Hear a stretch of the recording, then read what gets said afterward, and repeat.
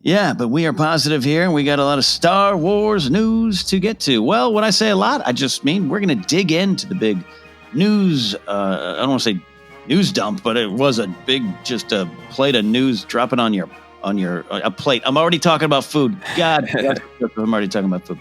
All right, we're going to dive into the Disney Investor Day, following up to that, and I want to start here, Joseph. First of all, nothing tremendously new from that announcement. They didn't sneak in another show, specific details and questions and all that kind of stuff. We haven't really got that yet. There's some things out there.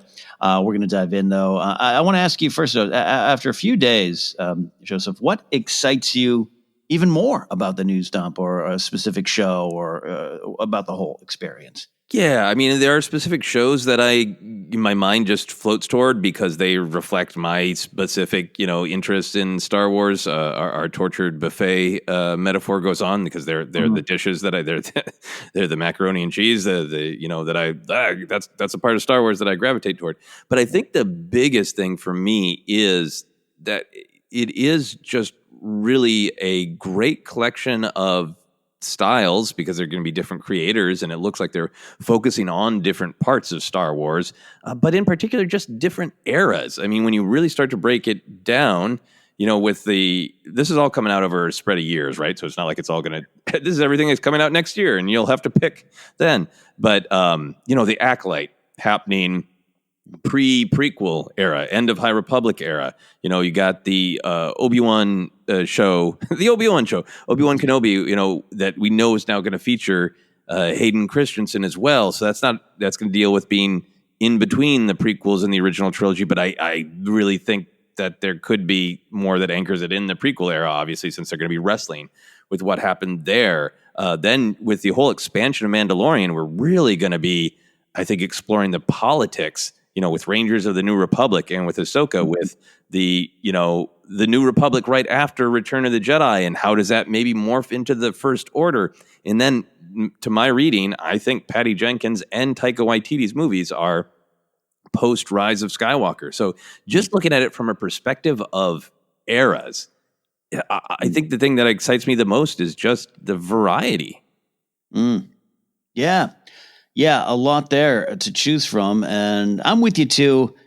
Well, there you go. I'm Luke in the briefing room again. I'm with you on the eras. I don't know why, other than vague kind of phrasing of the sentences, but future eras, new eras, all those kind of things with Patty Jenkins and Taika Waititi just makes kind of some sort of sense that they'd find a way to go forward.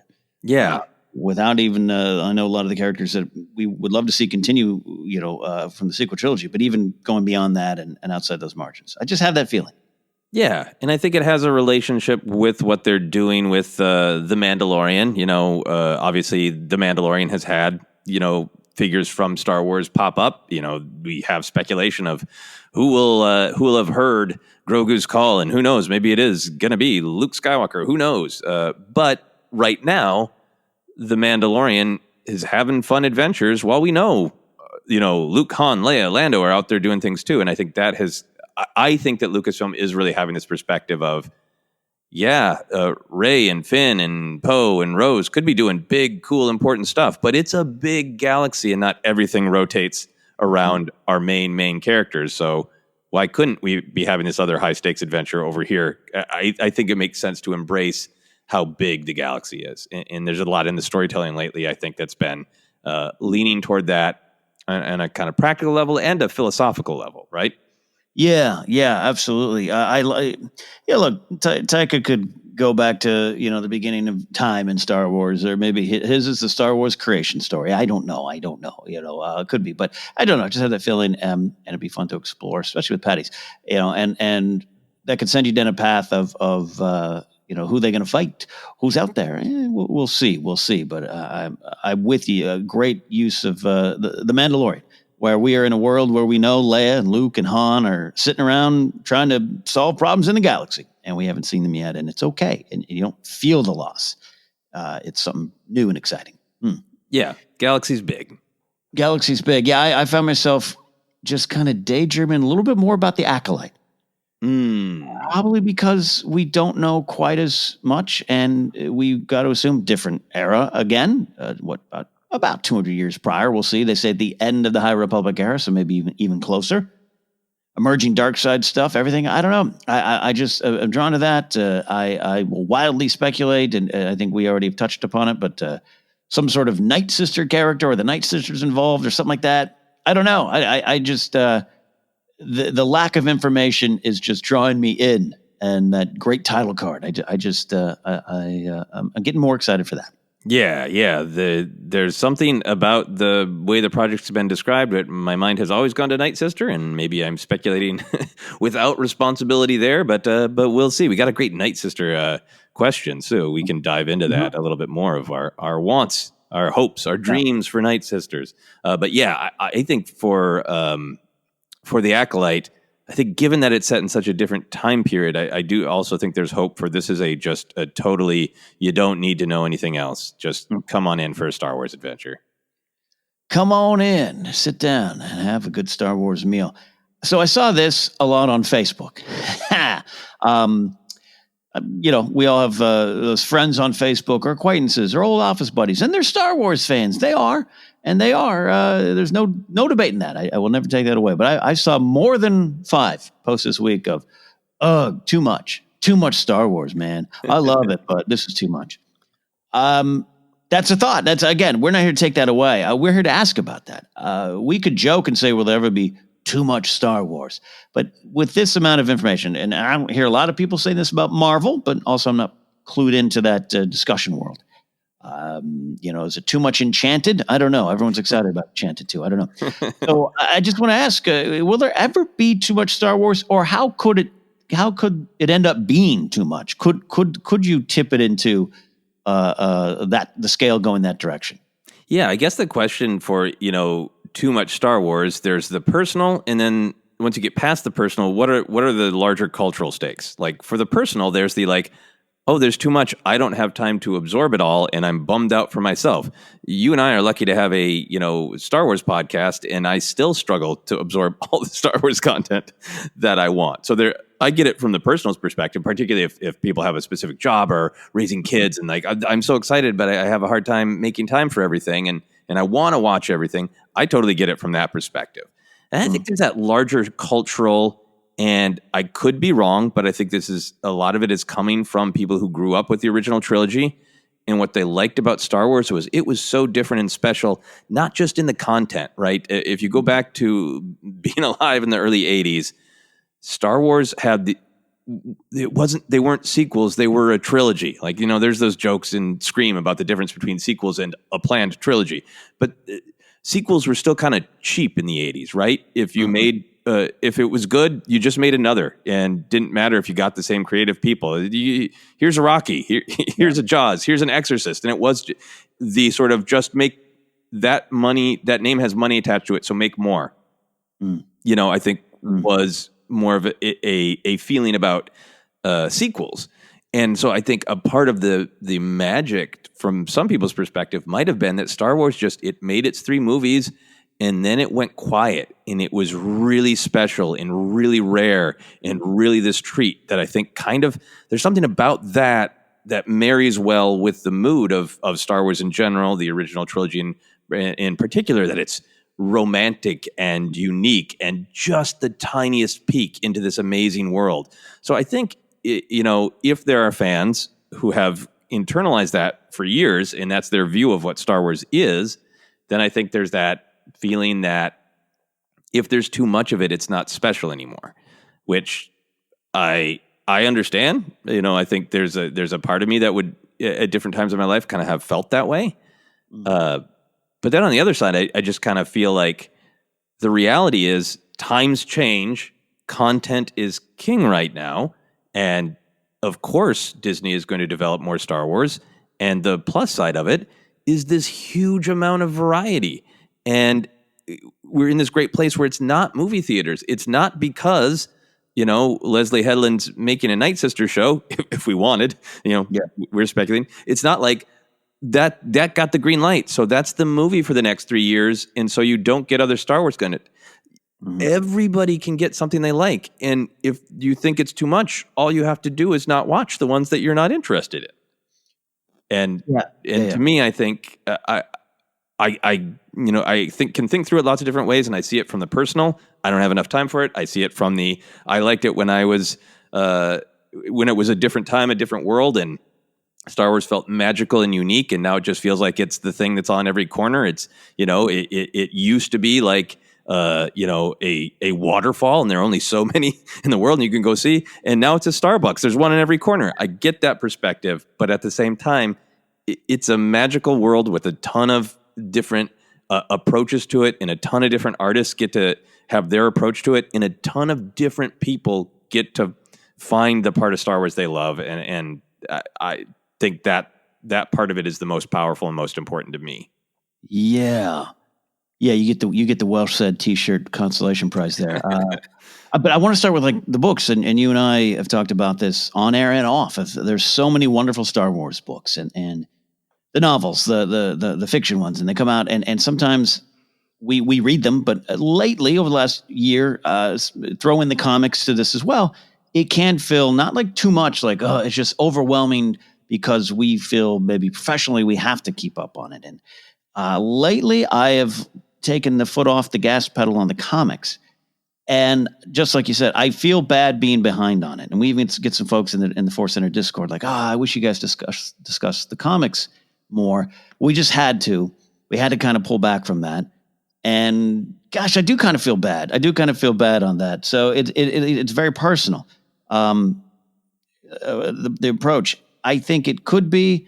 I think you and I and many others love the quality of everything that's come on out. So if there's one or two Star Wars shows a quarter, it could feel a little bit too much. But I just don't think once it happens, I don't think it is. Because if you're a Star Wars fan and you love it, and the Lucasfilm logo comes up from whatever era, I think you get excited.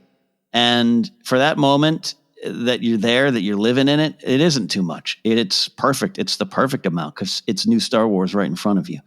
I was worried about a movie every year. I didn't want 2 movies a year. I think I was probably on some shows saying that. And then we are in an era, we just wrapped up basically a movie a year for 5 years, right? Basically. And I there wasn't one part of me that felt that was too much. Again, very personal, very personal. So I understand that slate. You look at it, it's a little cynical, just like, too much. I think when you break it down, and like you said up top, this is over the next few years. I mean, Taika's movie, we believe, is 2025. We got 5 years to wait. Yeah. So 3 years to Patty Jenkins, another year for Mando season 3. And I think with that one, people are going to be like, I wish it would come sooner because we're invested now. Yeah. And then, Andor is shooting right now, and that's not going to be until 2022, right? And we don't know the release dates of all the others. Yeah. Yeah. So it's a fair question. I get it. It's all about the approach. I had one of my buddies called me this morning. We were on the phone, and he was like, "What do you think about all that pandering Lucasfilm's doing to Star Wars?" I'm like, "Pandering? What are you talking about?" I know you and I and many listening here at ForceCenter are full with joy, and we want to see this stuff. I understand that everyone wants every corner uncovered, and it might tie to what you said. We grew up, many of us, not everyone, because different generations and different entry points in Star Wars. But if you grew up in that era where Star Wars was this thing, remember that? Remember the early 80s and the 77 film? And we talked about it like it was already, like we were the armor, speaking of The Mandalorian. And, times have changed. And I've had several exchanges with other friends this week going, could you imagine, like you and I just said, Joseph, could you imagine in 1988 being told, here, look at all this? Your head would explode. You wouldn't believe it. Yeah. And it isn't like television was, in the early 80s where it would have been like you have an adventure and then you reset and that's the way it is. And there's got to be 27 episodes a season. It's, It's very cinematic. It's very artful.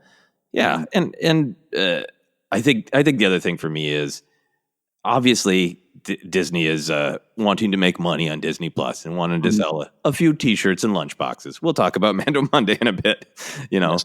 Obviously. But to me, if you look at this slate, it is still creator driven. It is still Leslie Headland had an idea because she's a Star Wars fan. She went in and made a pitch, and they're doing that, and the Kenobi was, I think the desire to tell this important part of the story with this phenomenal actor who's still interested, Ewan McGregor, and now with Hayden Christensen, like everything, and Patty Jenkins, extreme passion, everything seems to still be coming from a creative point of view, even if there are a lot of creative point of views. My Facebook memory today was, what was it, 4 years? I think it's 4 years. 4 years ago, where Screen Junkies had hired me to write some of the jokes that we've all made of what posters should there be for Star Wars stories. So 4 years ago, so when Rogue One was coming out, the first of the standalone, and it's 4 years gone now, and it's the Gonk Droid and Tatooine Nights about Owen and Brew have their hot and heavy times before they get saddled with Luke. And they're fun jokes, and I saw, like, with the announcements, the round of those jokes again. It's almost to me that point of like, we've been making these jokes about Star Wars being creatively bankrupt, and it hasn't happened, and now our jokes are getting more creatively bankrupt. Right. Than anything Star Wars has actually produced. And I say that as somebody who wrote some of those jokes and was proud of them. And I still am. They're fun. It's fun and funny. It's Star Wars. But the fear hasn't happened, right? We don't have a Gonk Droid movie. No. And even if we did, we'd probably get a good story. I mean, come on. He's gonking around the galaxy. We need to know. He's a walking battery. What kind of life is that? We need to know. Let's talk about that Patty Jenkins movie. Got a lot of people excited. The title alone, graphic, and her great video that she released on Twitter. You and I talked about that. Well, many people, us included, just moved by it because it showed that this is really going to be a personal story, that this wasn't just a hired gun situation. And if Patty, we get this story, you want to do it? It's she has been searching her whole career to get this opportunity, something she's earned, and to tell this story that's related to her father. I think a lot of people were moved by that. There is some stuff out there. I didn't really necessarily pull in. It's not from StarWars.com, so let's take it for what it is. But the stuff out there that this isn't necessarily Rogue Squadron, the video game a lot of people love, and the book series a lot of people love. In fact, even the author of the book series was joking about, oh, hey, my Twitter followers are going up. Disney's using the name of my books for one of their movies. And he actually responded to the Patty Jenkins video very favorably too. So anyways, I wanted to talk about that, about the idea that this is going to be something inspired by the book series, no matter the era, Joseph, whether it's after Jedi or after Rise. And what do we like about that, or what do we don't like about that? Yeah, I think I'd be fine if Patty Jenkins had said, hey, we got this great tale for, the young New Republic, or we've got this great tale of, the Rogue Squadron's adventures, at this period in the original trilogy. I'd be like, cool, if you're confident and passionate, that's great with me. But I think the statement that it is in a future era of Star Wars storytelling excites me from the perspective of, let's give creators a little bit more of a blank canvas to play with. It excites me from that perspective, like I was saying, of the galaxy being larger. To me, I just think that we kind of need to rewire, ourselves a little bit of, the main Star Wars films, the Skywalker saga, really started with these literal galactic stakes, right? Mm-hmm. And as we see from great storytelling, does Mando want to take his helmet off and be a daddy? Can be great, incredibly high stakes, Does this one being live? It can be incredibly high stakes. And I think I'm really interested in, if this is 5 or 10 years after the Rise of Skywalker, and, there's a war between a couple systems, or some pirates are raiding the home planet of somebody involved with the Rogue Squadron, or whatever the stakes are that give it emotional weight, to just be able to say, stakes can be high in Star Wars without being literally galactic. And that's my hope for this, because everything that Patty Jenkins has been saying about it is the stakes are going to be very high, because you're going to care about those characters, and you're going to care about whether they live or die. And then another part of, I think, the blurb that maybe other people are talking about, but we haven't talked about as much, Ken, is talks about earning their wings.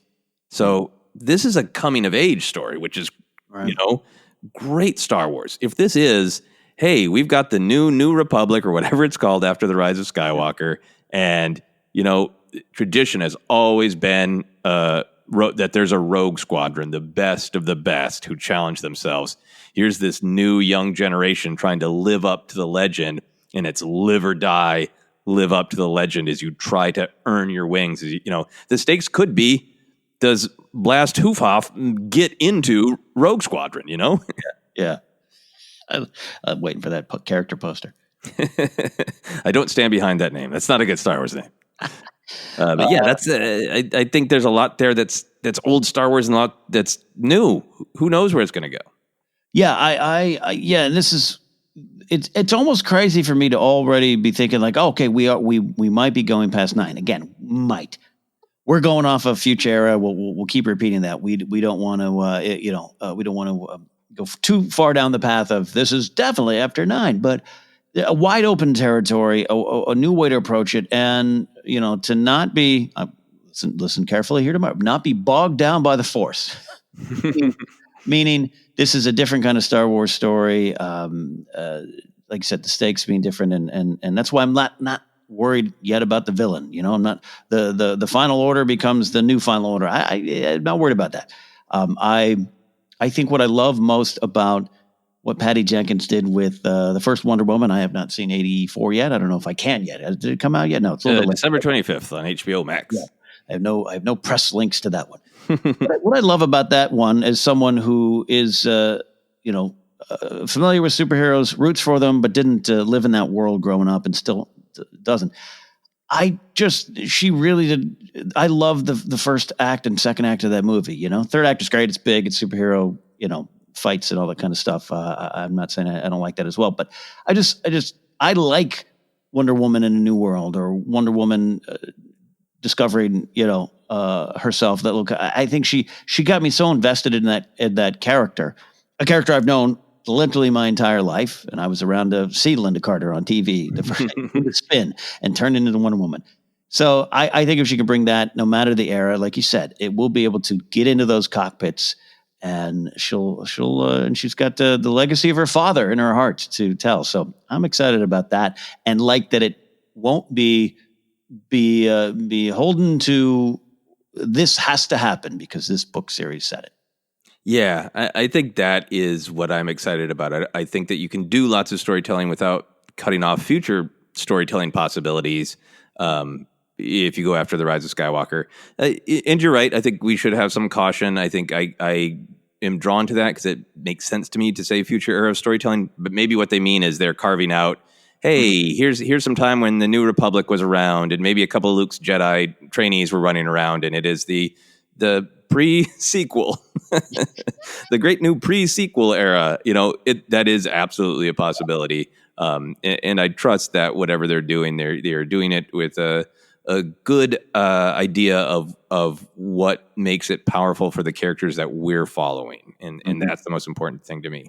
Yeah. And then on an only partially related note, I love Wonder Woman because of how much, many reasons, but Patty Jenkins does such a great job of making the action powerful and having the character beats absolutely tied to the action scenes. And I think the third act is underrated. People criticize the third act often. There are specific beats and moments where all of the thematic ideas come together. It is, in my opinion, not just a generic big superhero fight at the end. It is where everything comes together, in my opinion. Oh no, I'll trust you. Believe me, I trust you on that. I always go to my buddy Matt Key.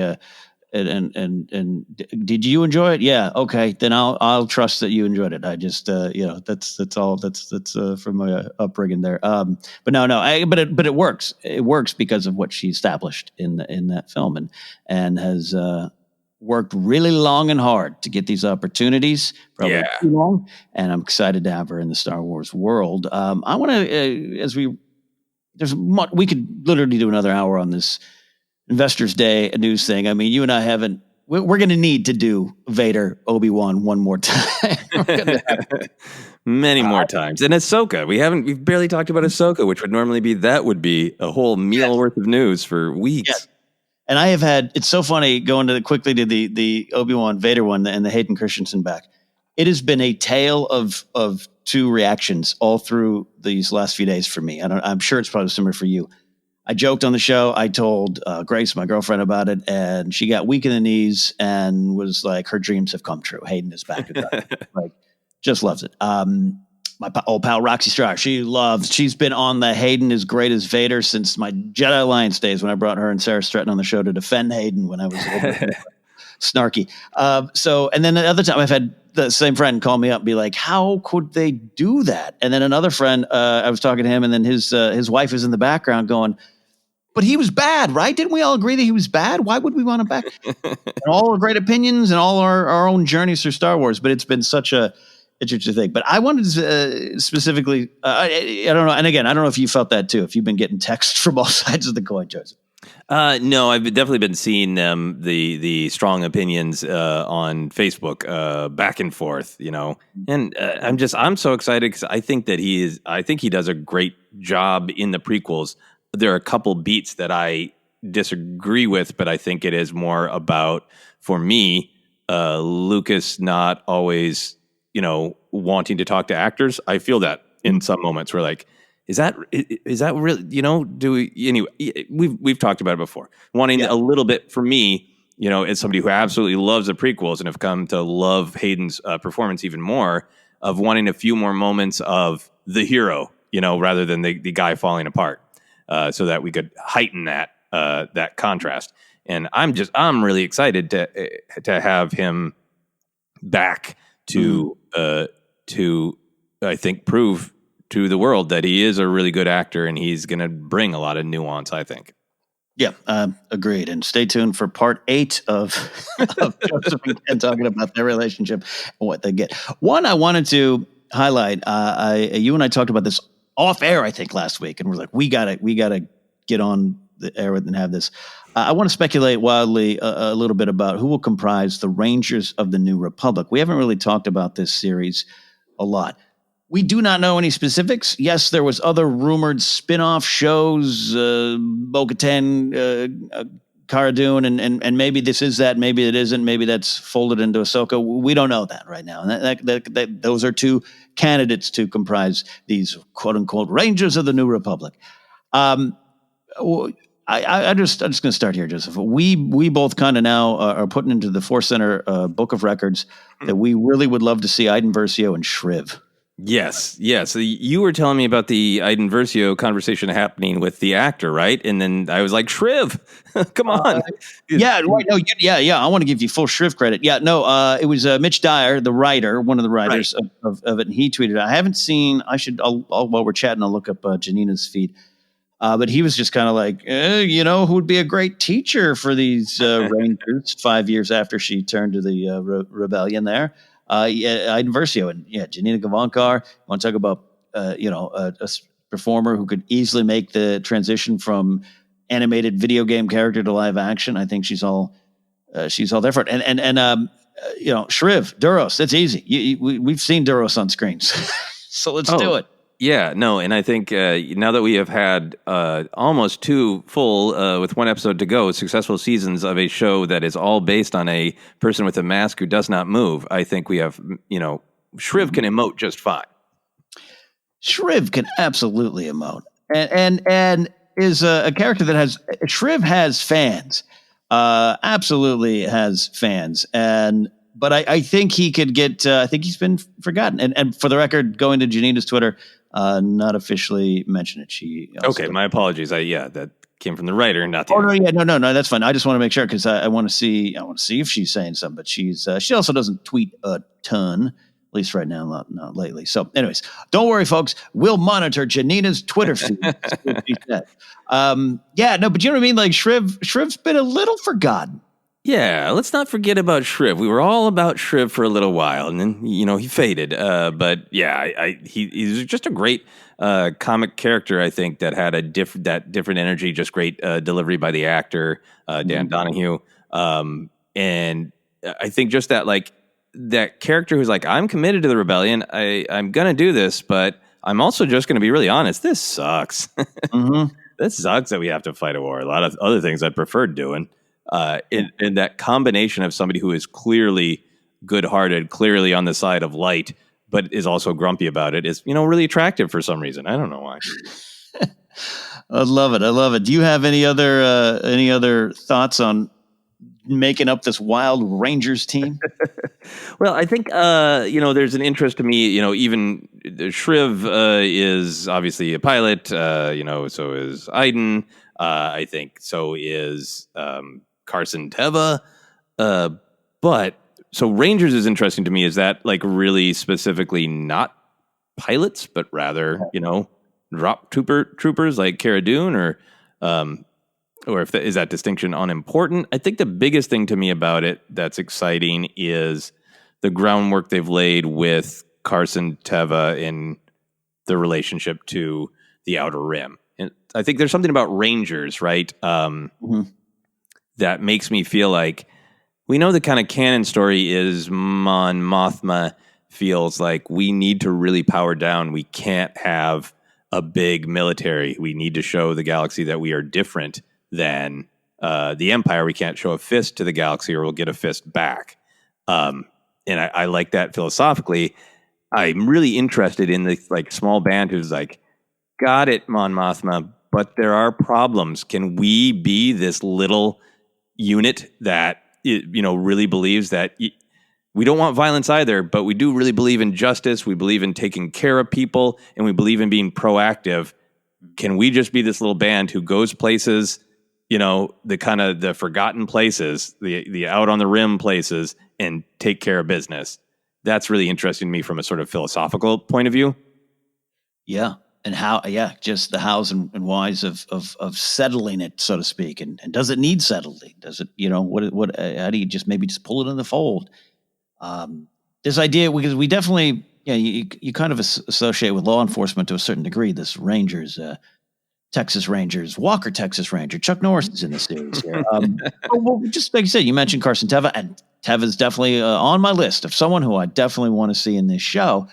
I've always been joking on the Mando Report of when is the New Republic going to pay attention to the people running around in stormtrooper outfits? And it seems like some people will be, and which of course makes sense. So to have that, and since it might culminate in a crossover event, however you want to refer to it, I'm intrigued by exactly what you're saying. Is it's not just going out and fighting; it's helping to establish a better galaxy, and it's just naturally going to be full of a lot of obstacles, which is one of the things I love so much about the new modern era of canon. The Ewoks dance, the fireworks exploded, and then we really had to get to work, and it wasn't easy. It just creates a lot of opportunity for storytelling. Yeah, I think that there's also this possibility, especially since Dave Filoni. I'm obsessed with Shriv. Dave Filoni, Jon Favreau. Favreau seemed to be really interested. He talked about it a lot. It was in the early promo for The Mandalorian of like the New Republic isn't fully formed and they're dropping the ball and it's chaos, right? But then we're getting these things, I think, from Filoni, who is maybe I'm guessing who is a little bit more, got a handle on all the big picture canon. Of like, yeah, but they're trying and there's reasons and all that. That I wonder if putting Ahsoka and Rangers of the New Republic together, letting Mando kind of encounter some of these things, but then go on his own journey. But if it becomes a little bit of like, this is kind of the big picture on-screen story of how the New Republic thought they really, really put out all of the embers of the Empire and how they missed the creation of the First Order. Like, if this is going to be sort of justice for the New Republic, but also the tragedy of like, and this is how they missed truly stopping it. Right. Yeah, that's something there I like. Here's, I think we got Aiden. I think Aiden's a candidate for a leader, but I know the Ahsoka series would be a good spot, but since it's all possibly intertwined, give me Hera here. She needs. Yeah. Yeah, I mean, Hera and Jason. There we go. Finally, it's the spot for Jason Syndulla. Yeah. I mean, so serious question for you. I did think about Hera. If Rangers of the New Republic is a Hera show, and then the Ahsoka show is Ahsoka and Sabine looking for Ezra, is that just an FU to Zeb, and B, is that for you just now it's live action Rebels? It is, yeah, it is, and that's a good way to maybe kind of wrap up this discussion on it. Is that a bad thing? And I don't think it's a bad thing. And yes, Chopper and Zev. All right, add them in. Chopper is the Ranger of the New Republic. I totally want to see that. They just didn't want to call the show Chopper, but he is the Ranger of the New Republic. And I know Zev and Callus go on a little mission. We get time. Callus and Zev can come back. Throw them all in there, okay? I am both okay with the idea of this is the Rebels sequel we got, but also I did so just really come to love Rebels. Really powerful, and I like this kind of new tradition with the Clone Wars, Rebels, Resistance of an animated series. We got Bad Batch, I know, but I don't know. I kind of still want to see something in animation. And I don't want that to sound like, taking Ahsoka back for Ashley Eckstein, but I would like to see her get that chance. I know it's maybe a bigger discussion, but I wouldn't feel cheated, Joseph, but I really wouldn't mind if some of it continues in animation. Yeah. Interesting. Well, I can't wait to hear more about these as they develop, like, when they're going to come out and things like that. Yeah, when's that? And then, then we find out Patty Jenkins' movie happens the week after Yavin 4. So, yeah, we'll find out. Hey, final news. Well, we had a couple. We got there. We'll always do our Mando Mondays check. But I did want to discuss this. This is something that's, equally as important to you and I and many people listening here, Joseph, is we've been meeting a lot of the characters of the High Republic, but meet the vehicles of the High Republic. Some of them, some ships and vehicles revealed on StarWars.com. And Pablo Hidalgo had a lot to do with this. Phil Stostak, a lot of the great creatives up there working behind the scenes with concept art and designs. Pablo explained the kind of a theme for the used designs, because a lot of them are taken from designs not used for the films in the last 5 years. Taken as a whole, the prequels track the march from handcrafted artisan technology to machine-stamped assembly line tech. So given we're dialing the clock to before Episode 1, there were a lot of design explorations that had that delicate, streamlined feel that felt relevant, looking back at some of the old designs. So what do you feel about that in general? And this idea of, you kind of do have to, the era matters when you're designing vehicles. Ships. Yeah, I mean, I think it's one of the things that has always given some magic to Star Wars is that it all looks cool. It goes back to that sort of lived-in idea, and then when the prequels came out, I think, some people who grew up with the original trilogy, that was one of the things that bumped for them, is they loved that lived-in look, and, didn't kind of get this idea or didn't like this idea that no, the galaxy is in just better shape. People actually have, there are artisans who are not imprisoned, and people have, more money because things are going well for everybody. Didn't like that idea. But I think if it's the lived-in look that you love of the Falcon, or if it's the just sleek, amazing design of the, N1 Naboo starfighter, I think the fact that things in Star Wars don't just look cool, they look cool for a storytelling, world-building reason is one of the big aesthetic strengths of Star Wars. It's why I think when you look at a bunch of knockoffs that came out, in the late 70s, early 80s, look generic compared to Star Wars, because it's not just that, Ralph McQuarrie was amazing, absolutely, but Nilo's, Rudy Regime, it's because their designs are storytelling too. Yeah. That give them power. Absolutely. What do you feel about these? The Jedi Vector Starship. This is originally a clone fighter design, a Republic clone fighter design. This to me is kind of the headline. I think we got ourselves a sexy ship. I know you're a big fan of the Jedi Starfighters, both versions in Attack of the Clones and Revenge of the Sith. So Joseph, you excited about the Jedi Vector? Oh, yeah. I just love saying it. I don't know why I want Dexter Jetster to say it. There's something about it that you almost leaned into your Dexter impression there, the way you said it. It's just the Jedi Vector is so cool. Such a cool name. And I love the design. It looks like it has a philosophical connection to the two designs that we see in Attack of the Clones and Revenge of the Sith. And I like that it is lean and specific. It looks like they're flying a lightsaber, right? It looks like it is sharp and blunt and to the point, and it's meant to just carry a Jedi. Yeah. And just like, I am enough by myself. I'm going someplace to do a thing, and I am projecting power and precision and elegance. Yeah, a little astromech droid in the back there. We're going to get to meet so many astromech droids possibly here. Pablo describes it as very insectile, slim and delicate, but with a definite sting. Ooh, that's good. That's good. Yeah, I like the sting.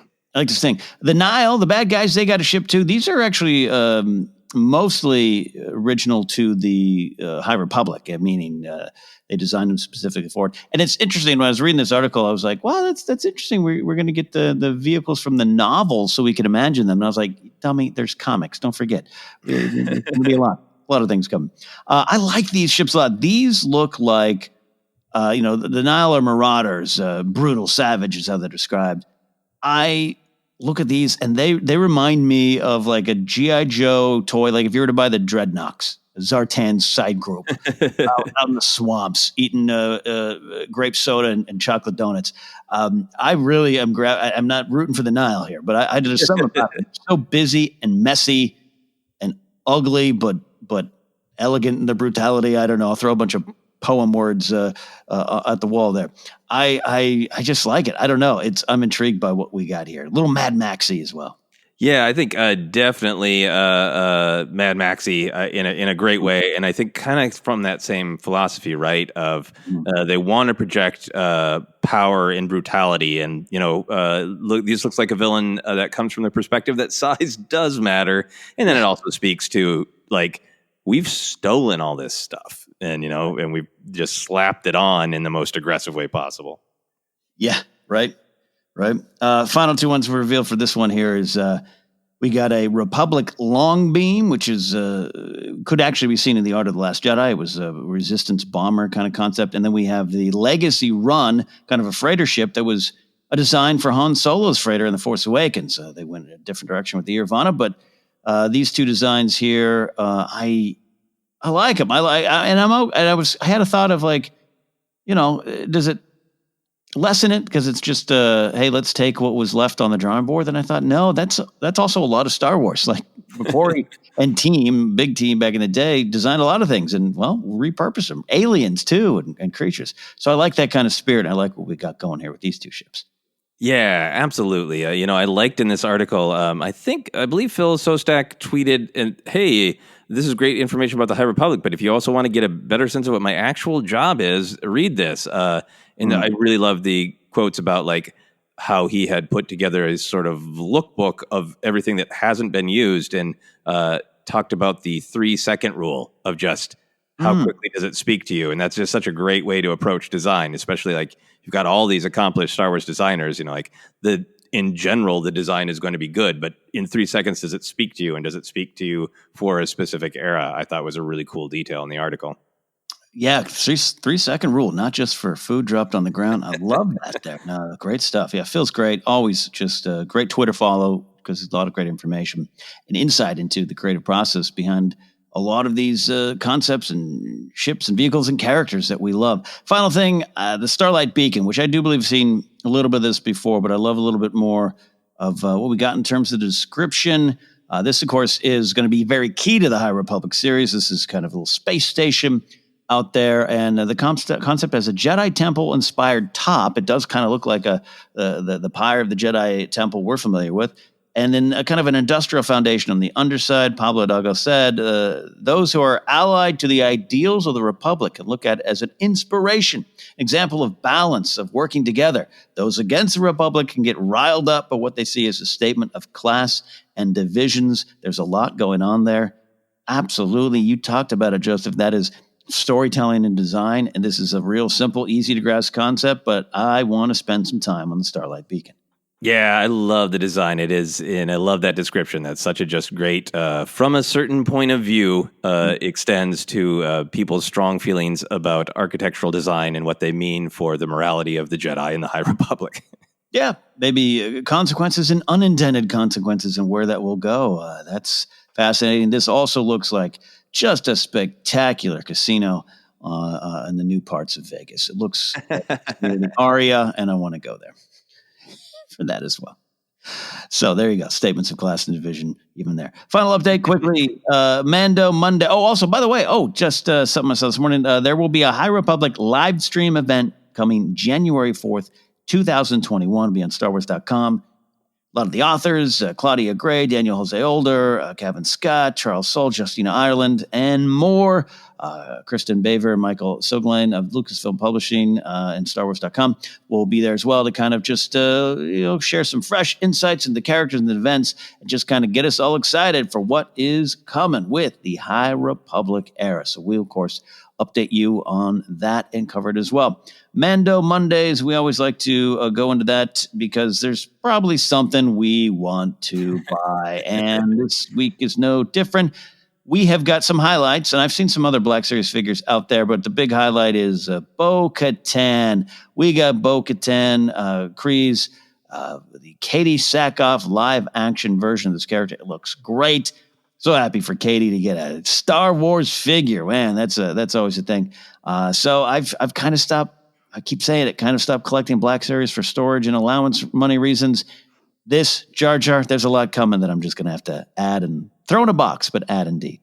Yeah, I mean you've got to get Bo-Katan, right? Yeah, absolutely.